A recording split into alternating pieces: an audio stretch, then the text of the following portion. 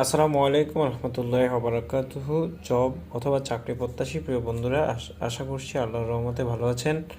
আপনার পড়াশোনার সময়কে সেভ করতে এই চ্যানেলটি বিভিন্ন মাধ্যমে প্রকাশিত চাকরির অ্যানাউন্সমেন্ট বা নোটিশ কম্পাইল করে আপডেট করছে। তাই সব সময়ের জন্য আপডেট পেতে সাবস্ক্রাইব সহ বেল আইকনটি অ্যাক্টিভ করে রাখুন। কমেন্টস করে আপনার প্রশ্ন থাকলে লিখে রাখুন। আজকের আলোচনায় বাংলাদেশ নৌবাহিনী ও বাংলাদেশ কৃষি গবেষণা কাউন্সিলের ভিন্ন দুটি সার্কুলার নিয়ে আলোচনা করব। প্রথমে আলোচনা করব বাংলাদেশ নৌবাহিনীর অফিসার পদে নিয়োগের সার্কুলারটি। বাংলাদেশ নৌবাহিনীতে নাবিক ও এমওডিসি ভর্তি 2025 ব্যাচে উল্লেখ সংখ্যক পদে লোক নিয়োগ করা হবে, যার মধ্যে ডিই, ইউসি, সিমেন্ট, কমিউনিকেশন ও টেকনিক্যাল পদে লোক নিয়োগ করা হবে 329 জন এবং পাশেই শিক্ষাগত যোগ্যতা রয়েছে, যেখানে সকল জেলার নাগরিকগণ আবেদন করতে পারবে।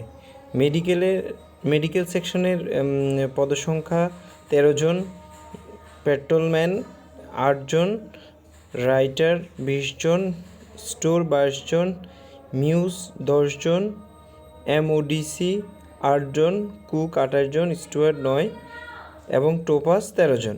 এবং শিক্ষাগত যোগ্যতার পাশেই ফার্স্ট লেখা আছে কত জিপিএ প্রয়োজন হবে এবং ন্যূনতম যে শর্তগুলো রয়েছে সেগুলা পাশে উল্লেখ করা রয়েছে। এখানে প্রত্যেকটি পদেই সকল জেলার নাগরিকগণ আবেদন করতে পারবে। তবে শারীরিক যোগ্যতার বিষয়ে যেটি বলা হয়েছে সেটি হচ্ছে যে শাখাভেদে ন্যূনতম যে উচ্চতা, বুকের মাপ, ওজন ও চোখের যে দৃষ্টি দরকার সেটি এখানে উল্লেখ করা রয়েছে। অন্যান্য শর্তাবলীর মধ্যে রয়েছে যে তাদেরকে বাংলাদেশের নাগরিক হতে হবে, সাঁতার জানতে হবে এবং অবিবাহিত হতে হবে। সেক্ষেত্রে বয়সের একটা লিমিটেশন এখানে রয়েছে 17 থেকে 20 বছর পর্যন্ত।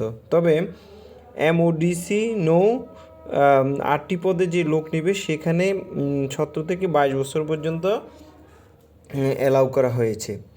অযোগ্যতা এই ক্ষেত্রে বাংলাদেশের বা অন্য কোনো দেশে প্রচলিত বলবৎযোগ্য কোনো আইন ও বিধির অধীনে গ্রেপ্তার, দোষী সাব্যস্ত, বন্দী, আটক বা অন্য কোনো মামলায় অভিযুক্ত হলে বা বিচারাধীন থাকলে সেই অযোগ্য হিসাবে বিবেচিত হবে। এছাড়াও আবেদনপত্র সংগ্রহ, ভর্তি পদ্ধতি, চাকরির সুবিধা অসুবিধা ইত্যাদি সার্কুলারে উল্লেখ করা রয়েছে। আপনারা 8 নম্বর কলামটি ভালো করে দেখলে সেখানে বুঝতে পারবেন। এখানে ভর্তির জন্য প্রয়োজনীয় সনদপত্র নির্ধারিত ভর্তি কেন্দ্র সকাল 8 ঘটিকায় বর্ণিত তারিখে উপস্থিত হওয়ার জন্য নির্দেশনা দেওয়া হয়েছে, যেমন 19 অক্টোবর 2024 থেকে যেটি শুরু হবে এবং শেষ হবে 23 নভেম্বর 2024। তবে ফরম পূরণ ও নিয়োগ প্রদানের ক্ষেত্রে 28 ও 27 নভেম্বর 2024 এই 2 দিন কার্যক্রম চলবে। এই ক্ষেত্রে যেসব জেলায় বা যেসব স্থানে কার্যক্রমটি সম্পন্ন হবে সেই স্থান সার্কুলারের মধ্যে উল্লেখ করা হয়েছে। তো সর্বোপরি এটি হচ্ছে যে প্রসেস।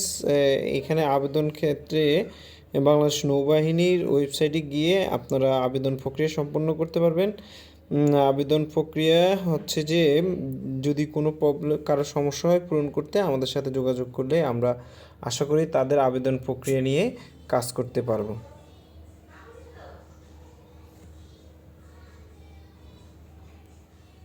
নৌবাহিনীর অন্য একটি পদে আরও একটি সার্কুলার রয়েছে, সেটি হচ্ছে 2025 বি অফিসার ক্যাডেট ব্যাচ। এই ব্যাচে সংখ্যা যদিও উল্লেখ করা হয় নাই, তবে সেখানে উপযুক্ততা, প্রশিক্ষণ কমিশন, বেতন ভাতা, অযোগ্যতা মনোনয়নের পদ্ধতি কেমন হবে, আবেদন ফরম সংগ্রহ পূরণ এবং এই সংক্রান্ত বিষয়ে বিশেষ নির্দেশনা দেওয়া হয়েছে। তবে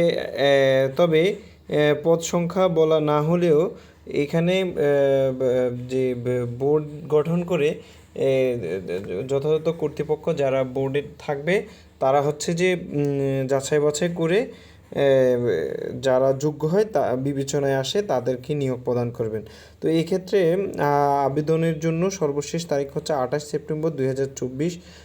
এটি বাংলাদেশ নৌবাহিনীর ওয়েবসাইট গিয়ে www.joinnavy.mil.bd-তে আপনারা লগ ইন করে প্রয়োজনীয় নির্দেশনা অনুযায়ী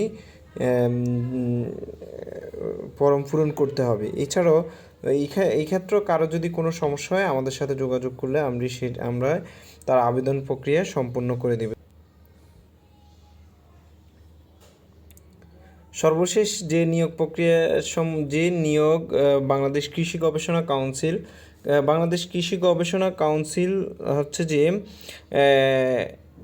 অফিস সহায়ক পদে 18টি অফিস সহায়ক পদের সংখ্যা 18টি, যেটি হচ্ছে যে সরাসরি নিয়োগ করা হবে, অর্থাৎ শূন্য পদের বিপরীতে এটি নিয়োগ করা হবে যার শিক্ষাগত যোগ্যতা যে কোনো স্বীকৃত বোর্ড হইতে মাধ্যমিক স্কুল সার্টিফিকেট বা সমমানের পরীক্ষায় উত্তীর্ণ হতে হবে। আর এই ক্ষেত্রে সকল জেলার প্রার্থীরা আবেদন করতে পারবে। এখানে বিশেষ ক্ষেত্রে আবেদনের যে নির্দেশনা সেটি হচ্ছে যে barc.teletalk.com.bd ওয়েবসাইটে গিয়ে ফর্ম পূরণ করে আবেদন প্রক্রিয়া সম্পন্ন করতে হবে। এক্ষেত্রে আপনাদের অ্যাপ্লিকেন্ট যে থাকবে তার ফটো, সিগনেচার এগুলো কিভাবে সাবমিট করতে হবে, কত কেবি থাকতে হবে, ফটো সাইজ কেমন হবে, এটি হচ্ছে যে নির্দেশনায় বলে দেওয়া আছে যে কোন কত মেগাপিক্সেল হবে, ফটো সাইজ কেমন হবে ইত্যাদি এখানে উল্লেখ করা রয়েছে। এবং SMS প্রক্রিয়া সর্বশেষ ধাপে আপনি কিভাবে হচ্ছে SMS প্রক্রিয়ার মাধ্যমে আপনার অ্যাপ্লিকেশনটি অর্থ প্রদানের মাধ্যমে অ্যাপ্লিকেশন প্রক্রিয়া সম্পন্ন করবেন, সেটিরও একটি ডেমনস্ট্রেশন দেওয়া আছে প্রথম SMS এবং দ্বিতীয় SMS-এর মধ্যে। ধন্যবাদ সবাইকে।